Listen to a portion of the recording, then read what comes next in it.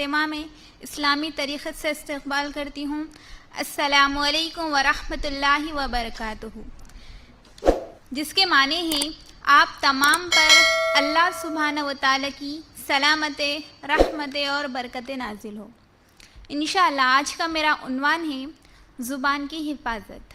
دیکھیے، اللہ تعالیٰ کی بہت ساری نعمتیں ہیں اور اللہ کی نعمتوں میں ایک اہم نعمت زبان ہے۔ زبان گوشت کا ایک حصہ ہے جس کو ہڈی نہیں ہے۔ دیکھیے، اگر ہم زبان کا صحیح استعمال کریں گے تو یہ ہمیں لوگوں کی نظروں میں اونچا بنا دیتی ہے، اور اگر ہم زبان کا غلط استعمال کریں گے تو یہ ہمیں لوگوں کی نظروں میں نیچے گرا دیتی ہے۔ یہی زبان ہمیں جنت میں لے جاتی ہے جب ہم کلمہ پڑھتے ہیں لا الہ الا اللہ محمد الرسول اللہ، اور یہی زبان ہمیں جہنم میں ڈھکیل دیتی ہے جب ہم اللہ کے ساتھ شرک کریں گے۔ تو کیا معلوم ہوا؟ اگر زبان کا صحیح استعمال کریں گے تو یہ ہمیں لوگوں کی نظروں میں اونچا بنا دیتی ہے، اور اگر غلط استعمال کریں گے تو ہمیں لوگوں کی نظروں میں نیچا گرا دیتی ہے۔ اور یہی زبان ہی جس کا زخم لگا ہوا بہت کم بڑھتا ہے۔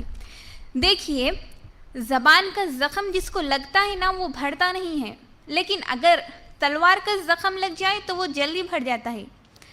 اگر کسی کو تلوار کا زخم لگ گیا ہو تو وہ جلدی بڑھ جاتا ہے دوائی کے ذریعے۔ اگر کسی کو زبان کا زخم لگ جائے، اگر کسی کا دل آپ نے زبان کے ذریعے دکھا دیا تو پھر آپ اس زخم کو بھر نہیں سکتے۔ اس لیے زبان کا استعمال صحیح ہونا چاہیے۔ زبان سب سے اچھی بھی ہے اور زبان سب سے بری بھی ہے، ٹھیک ہے؟ ایک واقعہ ہے، کسی بادشاہ نے کہا ایک آدمی سے کہ بتاؤ جسم کا سب سے اچھا حصہ کون سا ہے، لے آؤ۔ تو وہ آدمی گیا اور زبان کو لے آیا۔ تو وہ بادشاہ نے پھر سے کہا کہ بتاؤ جسم کا سب سے برا حصہ کون سا ہے، لے آؤ۔ تو وہ آدمی گیا، پھر سے زبان ہی کو لے آیا۔ تو کیا معلوم ہوا؟ زبان سب سے اچھی بھی ہے اور زبان سب سے بری بھی ہے۔ اس لیے زبان کا استعمال ہمیں صحیح طریقے سے کرنا ہے، اور اگر ہم زبان کا استعمال غلط طریقے سے کریں گے تو اس کا نقصان ہوگا، کیونکہ دو فرشتے ہمارے ساتھ لگے ہوئے ہیں اور یہ ہمارے تمام کاموں کو نوٹ کر رہے ہیں۔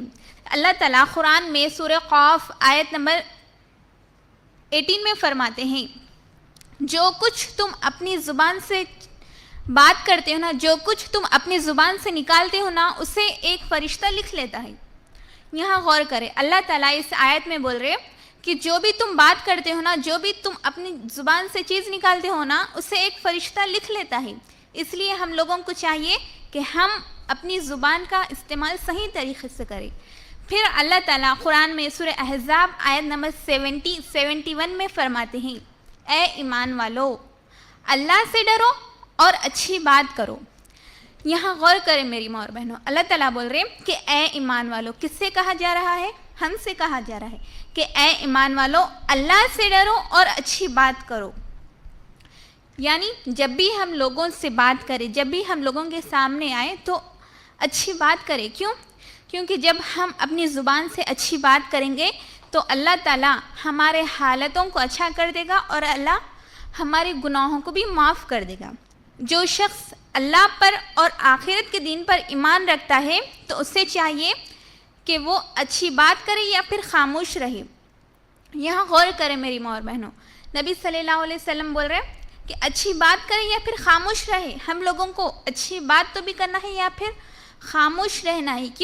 کیونکہ خاموشی میں نجات ہے، لیکن ہمیں وہاں خاموش نہیں رہنا ہے جہاں حق بات کو دبایا جا رہا ہے، کیونکہ حق بات بولنا ہے، حق بات کی گواہی دینا ہے، وہاں خاموشی ٹھیک نہیں ہے، ٹھیک ہے؟ بلکہ نبی صلی اللہ علیہ وسلم فرماتے ہیں کہ اگر تم میں سے کوئی کہیں برائی ہوتے ہوئے دیکھو تو اسے ضروری ہے کہ وہ پہلے ہاتھ سے روکے۔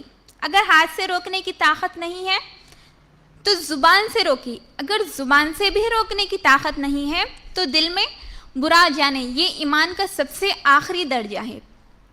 اور ہم میں سے بہت سارے لوگ ایسے ہوتے ہیں جو بہت زیادہ باتیں کرتے ہیں، وہ لوگوں کو ہمیشہ ہنساتے رہتے ہیں،